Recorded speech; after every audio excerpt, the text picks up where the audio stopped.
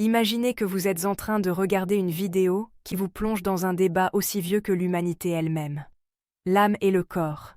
Sont-ils vraiment séparés, comme certaines philosophies anciennes l'ont soutenu, ou sont-ils liés de manière indissociable? Chaque question soulève une multitude d'autres interrogations qui, ensemble, forment le cœur de cette quête de compréhension qui dépasse les frontières de la science, de la spiritualité et de la philosophie. Et si, au fond, il n'y avait qu'une seule réponse à cette question? Une réponse qui pourrait bouleverser votre façon de voir non seulement la vie, mais aussi la mort, la conscience, et même l'expérience humaine dans son ensemble. Dès les premières minutes de cette exploration, vous allez découvrir une vérité fascinante qui pourrait vous surprendre, vous pousser à reconsidérer tout ce que vous pensiez savoir. Restez avec nous, car ce voyage vers la compréhension de l'âme et du corps pourrait bien être celui qui changera votre perspective à jamais. Nous vivons tous dans un corps physique. Ce corps, c'est ce que nous voyons dans le miroir tous les jours, ce que nous ressentons quand nous touchons notre peau, ce qui nous permet de bouger, de manger, de respirer. C'est cette enveloppe matérielle qui nous permet d'interagir avec le monde. Mais qu'en est-il de l'âme? Ce concept intangible, difficile à cerner, et pourtant si profondément enraciné dans nos croyances, notre culture et notre identité personnelle. Est-elle quelque chose d'extérieur à notre corps, ou fait-elle partie intégrante de ce que nous sommes? Ce débat trouve ses racines dans des réflexions anciennes. Des philosophes comme Platon ou Aristote ont longtemps cherché à définir la relation entre l'âme et le corps. Pour Platon, l'âme était un principe immatériel et éternel qui se trouvait dans une forme distincte du corps. Il considérait l'âme comme la véritable essence de l'être humain, tandis que le corps n'était qu'un simple véhicule, un tombeau pour l'âme. Cette vision dualiste a longtemps dominé la pensée occidentale. Mais Aristote, son élève, pensait différemment. Il considérait l'âme et le corps comme deux aspects indissociables de l'être humain, suggérant que l'âme ne pouvait exister sans le corps, et vice-versa. Ce concept dualiste s'est perpétué à travers les âges, jusqu'à des penseurs comme René Descartes, qui a popularisé la séparation entre l'esprit, l'âme et le corps. Son fameux « je pense, donc je suis » mettait en avant l'idée que la pensée et la conscience étaient des entités distinctes, indépendantes de la matière physique.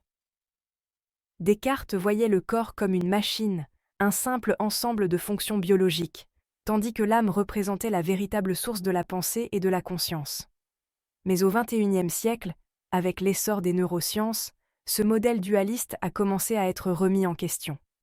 Les découvertes sur le cerveau et la manière dont il produit la conscience ont offert une perspective radicalement différente. L'idée que la conscience, ce sentiment d'être, de penser, d'exister, pourrait être le produit d'interactions neurobiologiques, a ouvert la voie à une nouvelle façon de concevoir la relation entre l'âme et le corps. Et si, en réalité, ce que nous appelons l'âme n'était qu'une illusion créée par notre cerveau, une sorte de phénomène émergent de la complexité des réseaux neuronaux? Prenons un instant pour réfléchir à la manière dont nous vivons la conscience au quotidien. Lorsque nous nous réveillons le matin, sommes-nous conscients de notre corps avant d'être conscients de nous-mêmes? Est-ce notre esprit qui détermine d'abord l'existence du corps? Ou est-ce notre corps qui, en premier, établit le lien avec notre conscience? D'innombrables études scientifiques ont révélé que nos sensations corporelles, la douleur, le plaisir, les sensations tactiles, sont souvent perçues avant même que notre cerveau ne prenne conscience de leur origine. Il est comme si notre corps savait avant nous ce qu'il ressent. Pourtant, dans notre monde moderne, beaucoup continuent de considérer l'âme comme une entité séparée, voire une dimension spirituelle. Dans les traditions religieuses, l'âme est souvent vue comme une partie immortelle, destinée à vivre après la mort du corps physique. C'est là que les philosophies et les religions prennent un tournant encore plus fascinant. Les chrétiens, les juifs, les musulmans, chacun a sa propre interprétation de l'âme et de son avenir après la mort. Mais peu importe la doctrine, il y a une constante. L'âme est vue comme quelque chose de fondamentalement différent du corps, quelque chose qui ne disparaît pas avec la mort physique. À l'opposé de cette conception spirituelle, certains scientifiques et philosophes contemporains estiment que tout ce que nous appelons l'âme peut être expliqué par la biologie du cerveau. Ils avancent l'idée que notre moi ou âme est en réalité un produit de l'activité neuronale. Ce que nous percevons comme notre conscience, nos pensées, nos émotions, serait une sorte de logiciel généré par un système matériel complexe, le cerveau. Alors, quelle est la vérité? L'âme et le corps sont-ils vraiment deux entités distinctes ou n'y a-t-il qu'une seule réalité qui se manifeste sous différentes formes? Peut-être que la réponse réside dans la compréhension des mécanismes invisibles qui relient la pensée, l'émotion et le corps physique. Après tout, lorsque nous ressentons de la peur, de la joie ou de la tristesse, ces émotions ne sont-elles pas ressenties dans notre corps? Nos mains tremblent, notre cœur bat plus vite, notre ventre se noue. Ce lien entre nos sensations émotionnelles et nos sensations corporelles est indéniable. Les neurosciences montrent aussi que notre esprit et notre corps communiquent constamment par le biais de systèmes complexes. Les études en neuroplasticité, par exemple, ont montré que nos pensées et nos croyances peuvent modifier physiquement notre cerveau et inversement, les changements physiques dans notre corps peuvent influencer notre état d'esprit. Ce phénomène est appelé l'effet placebo. Lorsqu'une personne croit que son corps va guérir simplement parce qu'elle croit à l'efficacité d'un traitement, même sans effet médical réel. Cela suggère que notre esprit, ou notre âme, pourrait être d'une certaine manière lié au corps de façon plus profonde que nous ne l'avions imaginé. Prenons aussi l'exemple de la méditation, qui a gagné en popularité ces dernières années. La pratique régulière de la méditation a des effets mesurables sur le cerveau. Réduction du stress, amélioration de la concentration et même augmentation de la matière grise dans certaines régions du cerveau. Cela montre clairement que notre esprit et notre corps ne sont pas des entités séparées, mais interconnectées de manière profonde. Lorsque nous changeons notre état mental, nous affectons directement notre biologie et inversement. Ainsi, peut-être que la réponse à la question de la dualité âme-corps n'est pas tout à fait ce que nous attendions.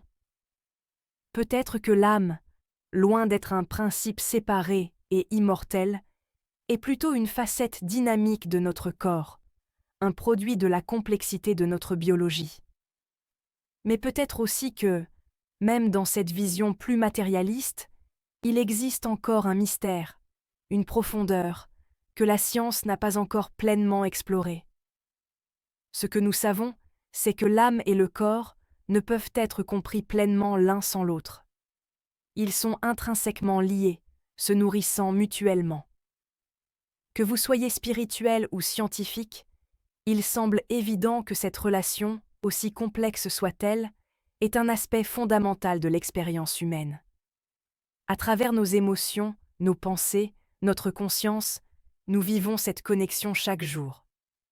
La question n'est peut-être pas de savoir si l'âme et le corps sont séparés, mais de comprendre comment ils interagissent, comment ils se forment, et comment, ensemble, ils nous permettent d'être ce que nous sommes. Alors, l'âme et le corps, une dualité inséparable? Peut-être que la réponse réside dans l'équilibre entre ce que nous pouvons toucher et ce que nous ressentons, dans la manière dont l'esprit et le corps se nourrissent mutuellement. La quête de compréhension est loin d'être terminée, mais une chose est certaine. Cette exploration ne fait que commencer. Et ce que vous en retirez pourrait bien transformer votre façon de voir le monde. L'idée que l'âme et le corps soient liés de manière inséparable peut sembler évidente à certains, mais elle soulève des questions qui dépassent largement les domaines de la philosophie et de la spiritualité pour entrer dans ceux des sciences modernes. À mesure que nous plongeons plus profondément dans l'interaction entre ces deux aspects de notre existence, des éléments fascinants émergent, qui remettent en question des paradigmes vieux de plusieurs siècles. Prenons un instant pour réfléchir à ce que sont réellement la conscience et la perception. Que se passe-t-il quand nous éprouvons des sensations comme la douleur, le bonheur ou l'anxiété? Est-ce simplement une réponse mécanique à un stimulus extérieur? Ou ces sensations font-elles partie d'une réalité plus profonde, plus intime, qui relie l'esprit et le corps? Ces expériences vécues sont générées par une interaction complexe entre les stimuli externes, les réactions biologiques et nos interprétations subjectives. Les neurosciences ont découvert que notre cerveau, loin d'être un simple récepteur passif, joue un rôle actif dans la construction de la réalité que nous expérimentons. Ce qui est fascinant, c'est que nos pensées, nos émotions et nos perceptions corporelles sont toutes régulées par des processus biologiques très complexes. Prenons l'exemple de la douleur. Lorsque vous vous blessez, une multitude de signaux nerveux sont envoyés au cerveau, où ils sont interprétés et transformés en une expérience subjective de souffrance. Mais ce processus ne se limite pas à un simple mécanisme de réaction. La douleur peut être amplifiée ou atténuée par des facteurs émotionnels, comme le stress ou la peur, qui viennent ajouter une dimension subjective à une réponse physique. Ici, l'interaction entre l'âme, la pensée, l'interprétation et le corps, les récepteurs nerveux, les mécanismes biologiques, est incontestable. Ce n'est pas seulement le corps qui souffre. L'âme, à travers ses perceptions et ses émotions, participe activement à cette expérience. Les chercheurs ont aussi découvert qu'un état d'esprit positif ou négatif peut avoir un impact direct sur notre santé physique. Un exemple frappant est celui du lien entre le stress et les maladies cardiaques. Des études ont montré que des niveaux élevés de stress chronique peuvent entraîner des changements physiopathologiques, comme une augmentation de la pression sanguine, des troubles du métabolisme et des maladies inflammatoires. Ce phénomène montre clairement que l'état mental n'est pas un phénomène isolé, mais qu'il interagit en permanence avec notre biologie. À l'inverse, des pratiques comme la méditation ou le yoga ont montré qu'elles peuvent réduire les effets négatifs du stress en agissant directement sur le système nerveux et hormonal. Ces preuves viennent renforcer l'idée que l'âme et le corps sont d'une manière ou d'une autre en constante communication. Un autre aspect fascinant de cette relation entre l'âme et le corps réside dans le phénomène de la mémoire. L'âme et le corps se croisent également au niveau de la mémoire, un processus qui nous lie à notre passé, mais aussi à notre identité personnelle. Notre mémoire n'est pas seulement un enregistrement factuel d'événements passés. Elle façonne notre perception de nous-mêmes, de notre environnement et du monde. Cependant, la mémoire est également ancrée dans notre biologie, dans les connexions synaptiques de notre cerveau. Chaque souvenir, chaque émotion associée à un événement passé crée des traces dans nos circuits neuronaux. Il n'y a donc pas de séparation nette entre ce que nous appelons l'âme, l'identification à notre histoire personnelle, et notre corps, qui contient physiquement ces mémoires dans ses cellules et ses connexions nerveuses. De manière surprenante, certains chercheurs en neurosciences se sont intéressés au phénomène de la mémoire corporelle où des expériences émotionnelles profondément enfouies peuvent ressurgir à travers des gestes, des postures ou même des tensions musculaires inconscientes. Dans ce cadre, notre corps peut être vu comme un réservoir des émotions et des souvenirs de l'âme. Il existe aussi des découvertes étonnantes dans le domaine des neurosciences quant à la plasticité du cerveau. Au-delà de la simple capacité de notre cerveau à se réorganiser après une blessure, des recherches récentes ont révélé que le cerveau peut se modifier en réponse à nos croyances, à nos pensées et à nos expériences. Cette plasticité démontre que l'âme et le corps ne sont pas deux entités séparées, mais des systèmes interconnectés et interdépendants qui se modèlent mutuellement au fil du temps. Par exemple, lorsqu'une personne pratique la méditation de manière régulière, des changements structurels peuvent être observés dans son cerveau, notamment au niveau des régions liées à la régulation émotionnelle et à la concentration. Cela montre que les états mentaux et émotionnels influencent directement la structure biologique de notre cerveau, et vice-versa. Et que dire de l'impact des émotions sur le corps au niveau physiologique? La notion de « maladie psychosomatique » a fait ses preuves dans de nombreuses études cliniques. Des personnes souffrant de stress intense ou d'émotions refoulées peuvent développer des symptômes physiques, parfois graves, comme des douleurs chroniques, des troubles digestifs ou des problèmes cardiaques. Ces manifestations corporelles ne sont pas des simples symptômes imaginaires. Elles sont réelles et proviennent de l'interaction complexe entre l'esprit et le corps. Cela montre qu'à un certain niveau, nos pensées et nos émotions peuvent habiter notre corps et se traduire par des altérations physiques. Mais ce phénomène peut aussi fonctionner dans l'autre sens. Le simple fait de changer de posture ou d'adopter une attitude mentale différente peut avoir un effet profond sur notre bien-être physique. Par exemple, adopter une posture confiante peut libérer des hormones positives comme l'endorphine et la testostérone, ce qui améliore notre humeur et notre capacité à gérer le stress.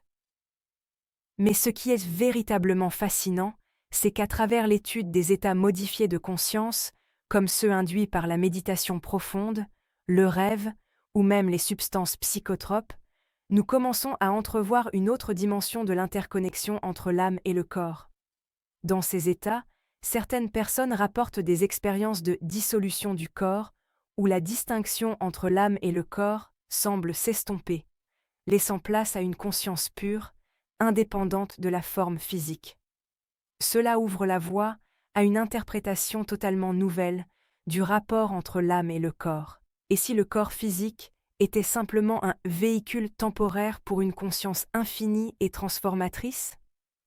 Ce genre de questionnement fait écho aux mystiques de toutes les traditions religieuses, qui ont décrit des états de transcendance où l'âme semble exister indépendamment du corps, mais où cette transcendance serait tout de même indissociablement liée à l'expérience physique de la vie. Les avancées dans le domaine de la biologie cellulaire offrent également des perspectives inédites sur cette relation. La notion de biologie énergétique est de plus en plus explorée, notamment à travers des concepts comme les champs bioénergétiques qui enveloppent le corps humain. Selon certains chercheurs, l'âme pourrait être perçue comme une sorte d'énergie qui circule dans le corps et qui en influence profondément les processus biologiques. Ces champs énergétiques pourraient théoriquement expliquer pourquoi certaines pratiques, comme l'acupuncture, le reiki ou même la prière, ont des effets tangibles sur le corps et l'esprit. L'idée que l'âme et le corps ne soient pas deux entités distinctes, mais plutôt deux aspects d'un même champ énergétique, soulève des questions passionnantes sur la nature de la conscience, la guérison et la transformation humaine. Dans cette exploration, une chose devient de plus en plus claire. L'âme et le corps ne peuvent être compris séparément. Ils s'entrelacent dans une danse subtile et complexe, où chacun nourrit l'autre dans un processus dynamique. Que vous soyez du côté spirituel de l'échiquier ou que vous croyiez fermement en une explication matérialiste, il est évident que la relation entre l'âme et le corps est bien plus fluide et interconnectée que ce que nous avions l'habitude de penser. Cette compréhension pourrait bien être la clé pour déverrouiller des dimensions inexplorées de notre existence.